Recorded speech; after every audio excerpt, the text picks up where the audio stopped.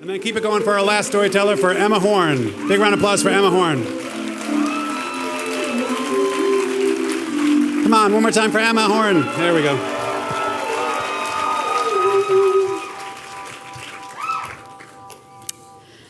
I think that most people think when you pack up and leave everything you know to move to Hollywood, it's because you believe in yourself. But I would argue, not necessarily.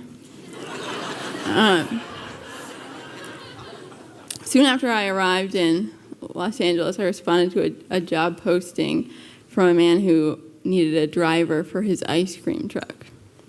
And I got an immediate reply, "Oh, when can you start?" No questions asked, no punctuation. And this was very exciting for me because I think when you're walking around with what you feel like is this kind of hole where your identity should be, something like ice cream truck driver is very attractive. And I imagine my first day, the squealing children chasing the truck down the street while I played the enchanting ice cream melody. And I would throw cones out the window and they would drift into the children's hands as my cape danced behind me. And when my mother called and was like, "Is the big city glamorous?" I could be like, "Yes, Mother," with full confidence. This was a me that I could believe in. And so when I get there on my actual first day, I've got hearts in my eyes. It's an ice cream truck depot. Choco tacos, 2-ball screwballs, as far as the eye can see. The comforting hum of 1,000 struggling generators. And then there's Mike, the mysterious man who'd hired me. He's wearing a Brooklyn Nets jersey and American flag swim trunks. And he was swearing vigorously into his cell phone. And to me, in that moment, he was the Pied Piper. I would have followed him to the end of the earth. And I got trained by this guy named Eddie, and Eddie was really nice, and he graciously welcomed me to the team. But I could tell that he was confused by my choice of profession.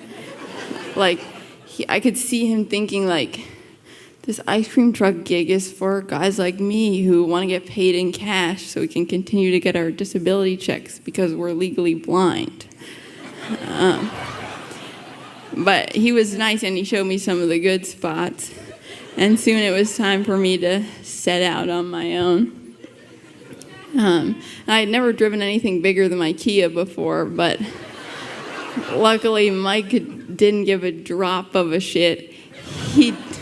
He didn't even know if I had a license. But when I was driving instead of a passenger, there were some things I noticed about the truck that I hadn't noticed before. When you went above 30 miles per hour, the mirrors on the side of the truck would fold in, making it extremely difficult to change lanes. And so I remember chewing a bunch of pieces of gum and trying to jam them into the joints to make them stay, but obviously that didn't work. And also I could never tell if it was in park or reverse. And I found selling ice cream surprisingly difficult. The children did not come running. You had to know where to go, know what time of day to go, and you had to get lucky. And luck never seemed to be on my side. In fact, Mike started calling me the Jinx. And yeah, it hurt, but I deserved it. I was a menace. The first time the truck broke down on me, I was on the freeway in Pasadena, and I managed to pull it over to the shoulder before it died. And I thought that while I waited for the tow to come, I would try and clean up some of the gallon of pineapple glaze that had spilled while I was driving. But I immediately slipped in it. And I was covered head to toe in pineapple glaze. And by the time the tow truck came 3 hours later, it had hardened, and I was like immobile. And it wasn't all like silly mishaps. Like there was a very real danger involved. Like once I was like pulling out of a public park, and this other ice cream truck driver saw me, and she was like, this is my turf. Like, if I ever see you here again, I'm going to fucking kill you. And I remember, like, it dawned on me that, like, how embarrassing would it be if I died for this job? Especially since pretty unanimously the ice cream I was selling was considered not that good. And so by about 5 months in, Mike hated me. Things broke when I looked at them, and I never made any money. So the night of my fourth and final breakdown, I know I'm probably getting fired anyway, I'd made like $20 that day. And so around midnight, I'm pulling off the freeway, and the truck starts smoking again. And at this point, I'd had it. I'd had it with the ancient trucks, and with Mike constantly yelling at me. I'd had it with the whole exchange of goods for money. And most of all, I didn't like telling people that, you know, it was fun and I was great at it and it was everything that I expected it to be, and I wasn't like a sensational fuck up. And so the truck like dies completely on the off-ramp, like blocking an intersection almost entirely. And I know that at this time of night, a tow is going to take forever to come. I also know that Mike doesn't know where I live or any of my personal information.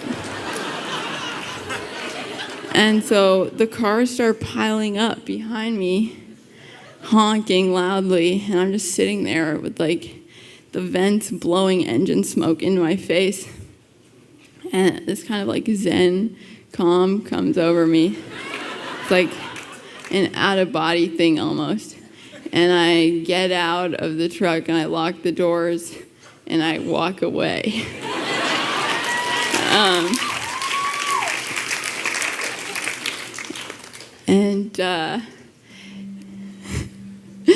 Yeah, it's like I'm not proud of it. It was like incredibly reckless and obviously maybe illegal to have abandoned it there. But surprisingly, I didn't feel like a total failure. I felt like I looked back at it, and it was just this gigantic ice cream truck on fire in the middle of the road. And there was something like undeniably beautiful about it. And I was like, wow, like this is special. This is something only the Jinx could have done. Thank you.